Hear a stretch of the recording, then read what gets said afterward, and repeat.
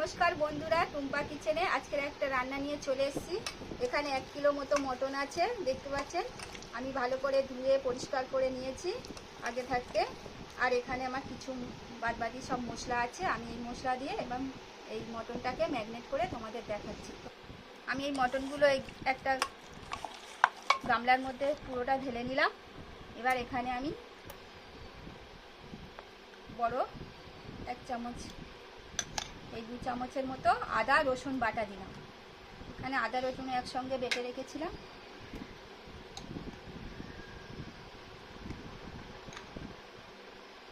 দু চামচের মতো কাঁচা লঙ্কা বাটাটা আমি দিয়ে দিলাম।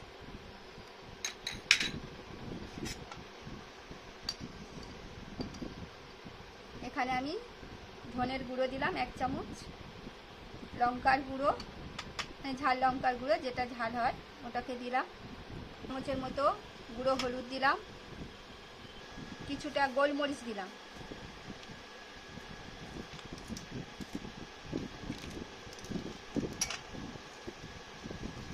কাশ্মীর গুঁড়ো লঙ্কা দিলাম।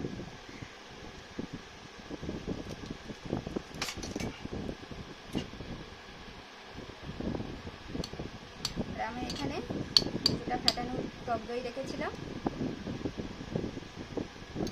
1 কিলো মাংস তো আমি 4 চামচের মতো দিলাম, চামচের 4 চামচ দিলাম। দিয়ে এবার সর্ষের তেল দিলাম।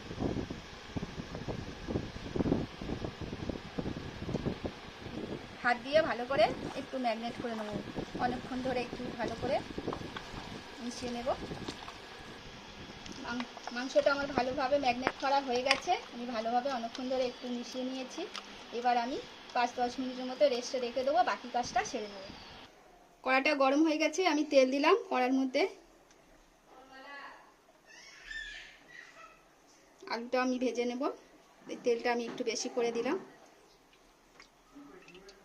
হয়ে গেছে, এবার আলুগুলো আমি ভেজে নেব। আলুটা আমি ভাজতে বসিয়ে দিয়েছি, এবার একটু হলুদ দেবো ওপর দিয়ে।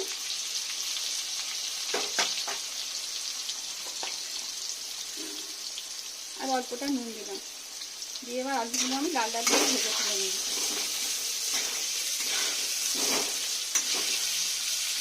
আলুগুলো আমার লাল লাল করে ভাজা হয়ে গেছে, এবার আমি আলুগুলোকে তুলে নেব। একটা সাদার মধ্যে তুলে নিলাম। দারচিনি, এলাচ, লবঙ্গ, গোলমরিচ দিয়ে দিলাম।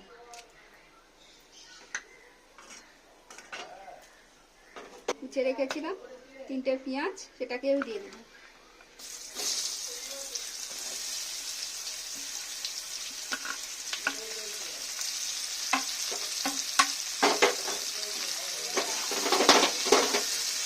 ভালো করে নেড়ে দেব।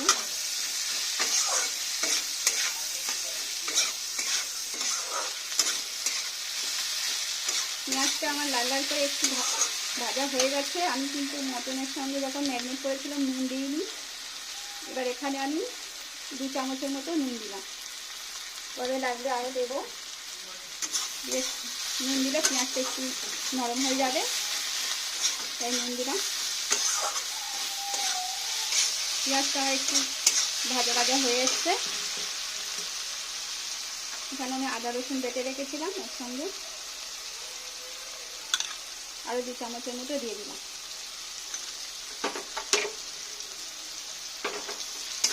ভেজে নেব, আদা রসুনের গন্ধটা যাতে না থাকে।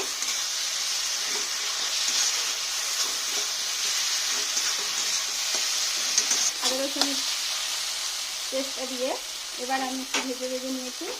এবার এখানে আমি 1 চামচের মতো হলুদ দিলাম।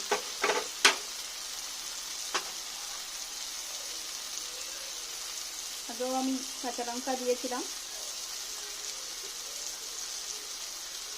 আরও 2 চামচের মতো গুঁড়ো ঝাল দিলাম। 1/2 চামচের মতো জিরের গুঁড়ো দিলাম। 1/2 চামচের মতো ধনের গুঁড়ো দিলাম।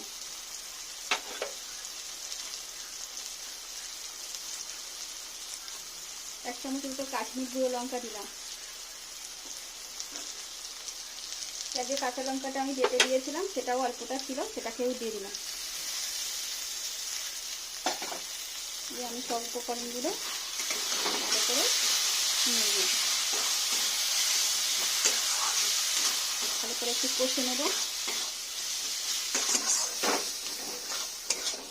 মশলাটা আমার ভালো করে কষা হয়ে গেছে।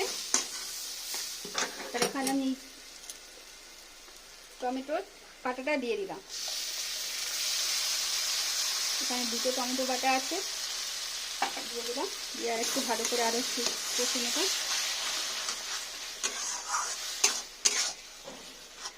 আর টমেটো বাটার কাঁচা গন্ধটা না থাকে। মশলাটা ভালো করে কষা হয়ে গেছে। এখানে যে মটনটা আমি ম্যারিনেট করেছিলাম ওটাকে আমি দিয়ে দিলাম।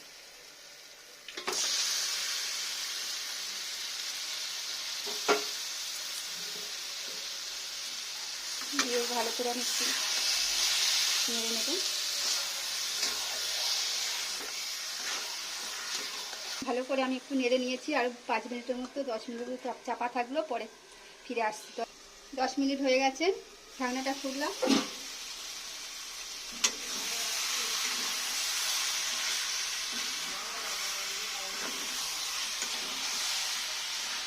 ভালো করে একটু নেড়ে নেব।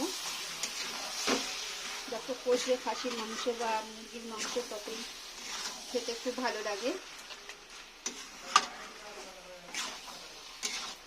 মটনটা আমার ভালো করে কষা হয়ে গেছে।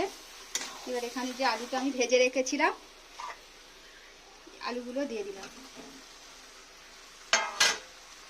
দিয়ে একটু ভালো করে আলুর সঙ্গে মশলাটা কষে নেব।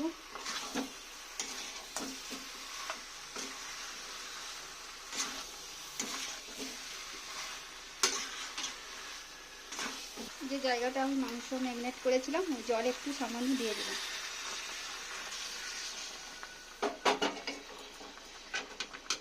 একটু ভালো করে কষে নিই। আমি এই মাংসগুলো প্রেসার কুকারের মধ্যে সব নিয়ে নেব। আমি সব মাংসগুলো ভালো করে কষে এই প্রেসার কুকারের মধ্যে নিয়ে নিলাম। এখানে আমি 2টো কাঁচা লঙ্কা দিলাম। আর মনে হয় একটু নুনটা কম হবে, তাই আরও কিছুটা পরিমাণে নুন দিয়ে দিলাম। দিয়ে এবার আমি প্রেসার কুকারের মুখটা বন্ধ করে তারপরে সিটি মেরে তোমাদের দেখাচ্ছি। আচ্ছা, প্রেসার কুকারের থেকে আমি ঢাকনাটা খুলে নিয়েছি। প্রায় মাংসটা আমার প্রায় সিদ্ধ হয়ে গেছে, আলুটাও সিদ্ধ হয়ে গেছে। একটু পাতলা পাতলা ঝোল রেখেছি। এবার আমি উপর দিয়ে একটু গরম মশলা দিয়ে দিলাম কিছুটা পরিমাণে। এবার তোমাদের পরিবেশন করে দেখাচ্ছি। বলো। দেখো বন্ধুরা, আমি খাসির এই পাতলা আলু দিয়ে একদম ঝোল করে রান্না করেছি মাংসটা। তোমরা দেখে বলবে কেমন হয়েছে, আর খাবারটা আমার কেমন হয়েছে তোমরাও দেখে বলবে। যদি খুব ভালো লাগে তাহলে একটা লাইক কমেন্ট সাবস্ক্রাইব করবেন। আর যারা ফেসবুক থেকে দেখতেন তারা আমার পাশে বেল আইকন আছে, ওখানে ক্লিক করে অল করে দেবেন। আর ইউটিউবে যারা দেখছেন তারা এখনো পর্যন্ত আমার সাবস্ক্রাইব করেননি, তাদের সাবস্ক্রাইব করার অনুরোধ রইল। আবারও নতুন রেসিপির সাথে দেখা হচ্ছে, ততক্ষণ টাটা, বাই বাই।